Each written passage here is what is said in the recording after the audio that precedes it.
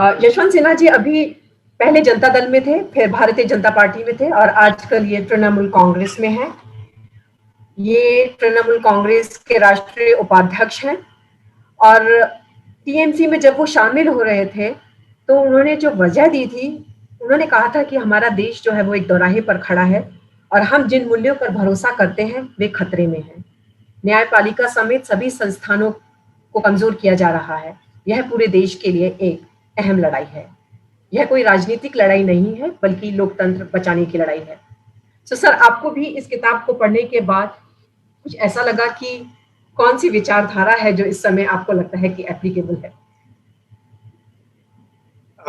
सबसे पहले तो मैं इस मौके पर अपने मित्र जयपाल रेड्डी को श्रद्धांजलि दूंगा। आज शायद उनकी दूसरी पुण्यतिथि है और हम सब उस अवसर पर इकट्ठे हैं उनकी लिखी हुई किताब के साथ। 2 साल पहले हमने उनको खो दिया था,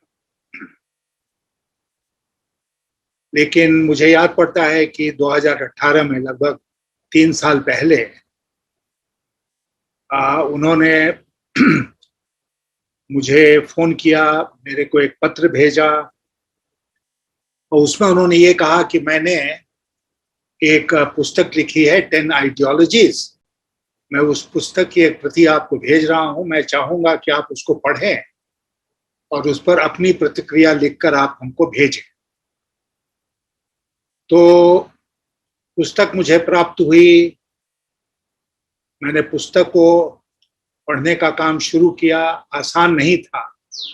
मैं अपने कॉलेज डेज में विश्वविद्यालय में राजनीति शास्त्र का विद्यार्थी था, पढ़ाने का भी काम किया 2 साल। लेकिन मैंने पाया कि जो जयपाल रेड्डी ने 10 आइडियोलॉजीज के बारे में लिखा था, वो न केवल बहुत ही वेल इन्फॉर्म्ड एक आलेख था, बल्कि बहुत गूढ़ तत्व भी उसमें थे। तो धीरे धीरे करके मैंने किताब को पढ़ा। फिर उसके बाद मैंने अपनी टिप्पणी बनाकर उनको भेजी। दुर्भाग्य से देर हो गई। वो जो पुस्तक में उसको छापना चाहते थे 10 आइडियोलॉजीज में, वो नहीं छाप पाए क्योंकि पुस्तक तब तक प्रिंट हो चुकी थी। मैं 3 साल पहले लिखी हुई उस कमेंट्री को देख रहा था, तो मैंने उसमें लिखा, पहला वाक्य जो था वो ये था कि अगर मुझे यह पता नहीं होता कि 10 आइडियोलॉजीज के लेखक जयपाल रेड्डी हैं, तो मैं ये समझता कि यह किताब किसी बहुत बड़े विश्वविद्यालय के किसी बहुत ही बड़े विशेषज्ञ ने, जो राजनीति शास्त्र के प्रोफेसर हैं, उन्होंने ये किताब लिखी है। लेकिन एक प्रैक्टिशनर, राजनीति का प्रैक्टिशनर जो है, वो इस प्रकार की किताब लिख सकता है, जो जिसने एमएलए से अपनी करियर की शुरुआत की, फिर वो यहाँ लोकसभा में आए, पार्लियामेंट में रहे और एक अपनी अमिट छाप छोड़ी उन्होंने। तो यह व्यक्ति जो इतना व्यस्त था रोजमर्रे की राजनीति में, वो इस प्रकार की किताब लिख सकता है, ये सोच के भी परे था।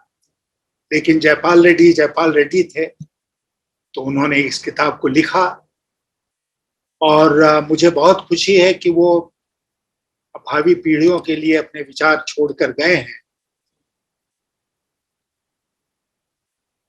मैंने जब राजनीति में प्रवेश किया और उस समय जनता पार्टी थी, जनता पार्टी मैंने ज्वाइन किया, तो हमारी जयपाल रेड्डी से मुलाकात हुई। फिर एक समय ऐसा आया जब चंद्रशेखर जी ने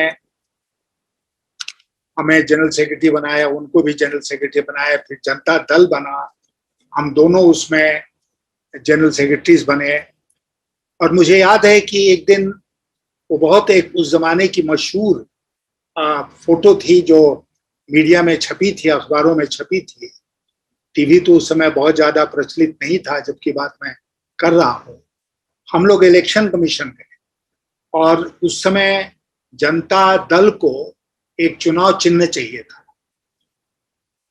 तो हम लोगों ने तय किया कि व्हील विथ स्पोक्स, एक ऐसा चक्का जिसमें स्पोक्स लगे हों, उसको हम लोगों ने चुनाव आयोग से कहा कि वो हमें चुनाव चिन्ह के रूप में दे दीजिए। चुनाव आयोग जब हम लोग गए थे तो सारे बड़े नेता थे, जयपाल भी थे, हम भी थे, बीपी सिंह थे, चंद्रशेखर थे, देवीलाल थे। तो चुनाव आयोग ने हमारी बात मान ली। फिर वहां से लौटकर जब हम लोग जंतर मंतर अपने कार्यालय में आए तो हम लोगों ने मीडिया को बुलाया और मुझे याद है कि वो फोटो व्हील का जो था चुनाव चिन्ह का, उसको एक तरफ से जयपाल रेड्डी ने पकड़ा, दूसरी तरफ से मैंने पकड़ा और हम लोगों ने मीडिया को दिखाया कि यही हमारा चुनाव चिन्ह होने जा रहा है और इलेक्शन कमीशन ने इसकी अनुमति दे दी। हालांकि ये दूसरी बात है कि इलेक्शन कमीशन हम लोगों से बहुत नाराज हुआ कि आपने यू जंप द गन, आपको ये अधिकार नहीं था कि हमारी अनुमति, लिखित अनुमति के पहले आप इसको मीडिया में दें। खैर वो बात आई गई, खत्म हुई और उसी चुनाव चिन्ह पर फिर जनता दल ने 1989 का चुनाव लड़ा। तो जयपाल रेड्डी के साथ बहुत नजदीक से काम करने का मौका मिला। हम बहुत घनिष्ठ मित्र बने और मैं जानता था कि जब जयपाल रेड्डी अंग्रेजी बोलते थे किस तरह लोग डिक्शनरी की तरफ भागते थे शब्दों का अर्थ पता करने के लिए, चाहे वो लोकसभा में बोलते थे या मीडिया के सामने बोलते थे, कहीं पर भी। तो उनका एक स्टाइल था। मैं उनसे कहता भी था कि भाई जयपाल, कहाँ से ये स्टाइल तूने सीखा, कहाँ से लाए इसको? लेकिन था एक स्टाइल उनका और उस स्टाइल के हम सब लोग कायल थे। जयपाल, हम सब जानते हैं कि फिजिकली हैंडीकैप्ड थे, लेकिन फिर भी न केवल मेंटली बट फिजिकली भी बहुत एक्टिव थे। और मुझे याद है एक दफा हम लोग जंतर मंतर के कार्यालय में बैठे हुए थे और कुछ गर्मा गर्म बहस हो रही थी किसी मुद्दे पर। उसका जयपाल ने घड़ी देखा और कहा कि भाई हमें भागना है, पार्लियामेंट का सेशन शुरू होने वाला है 11 बजे। तो भाग के गए। हमने उनसे कहा कि जब आपका सेशन खत्म हो जाए, जब फुर्सत मिल जाए तो वापस आइएगा, तो हम अपना डिस्कशन कंटिन्यू करेंगे। तो उन्होंने कहा कि ठीक है, मैं वापस लौट के आऊंगा। फिर जब वो वापस लौट के आए तो हमने पूछा कि जयपाल कैसा रहा पार्लियामेंट में? उन्होंने कहा कि यशवंत, मैं तो बहुत गुस्से में गया था और जाते के साथ मैंने वहां पर प्रोटेस्ट करना शुरू कर दिया। तो हमने कहा किस बात को लेकर प्रोटेस्ट कर रहे थे?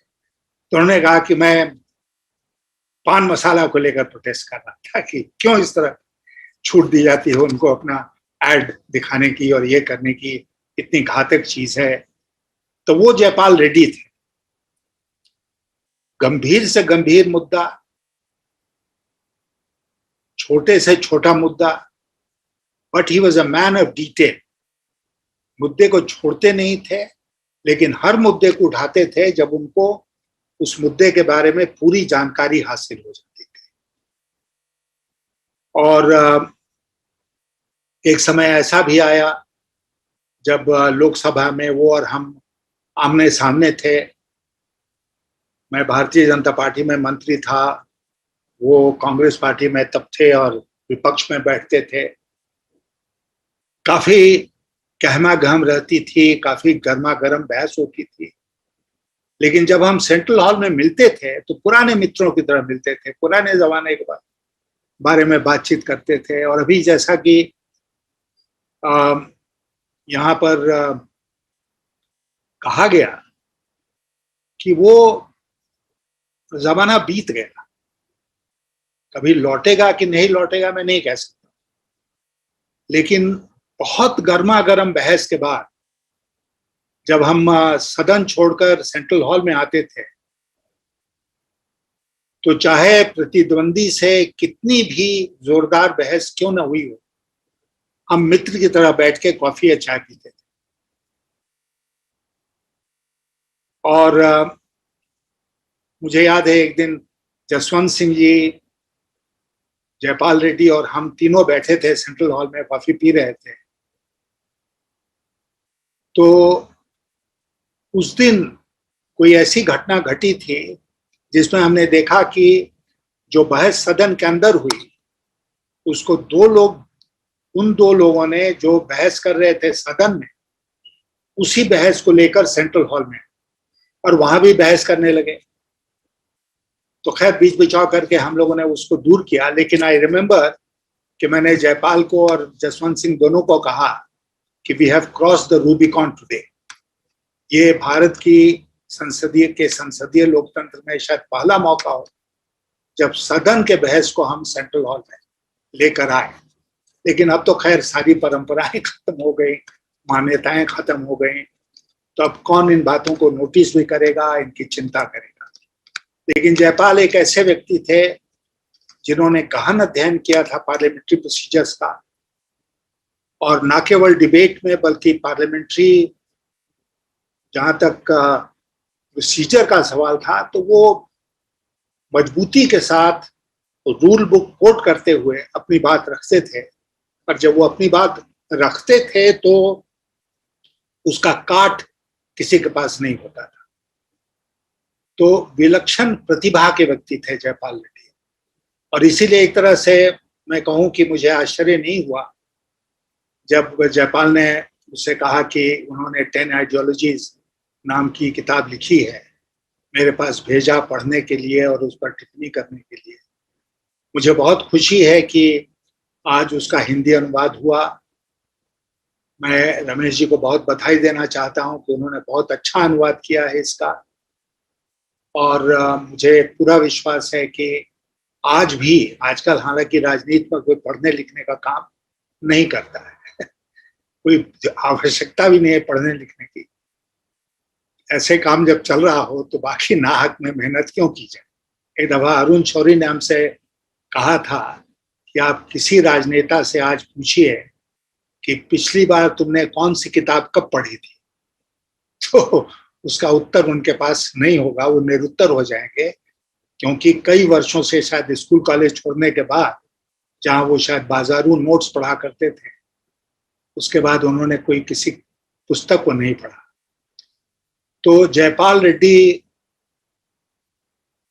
प्रकार के लोग आज नहीं होते हैं, और वो एक जमाना था जो बीत गया,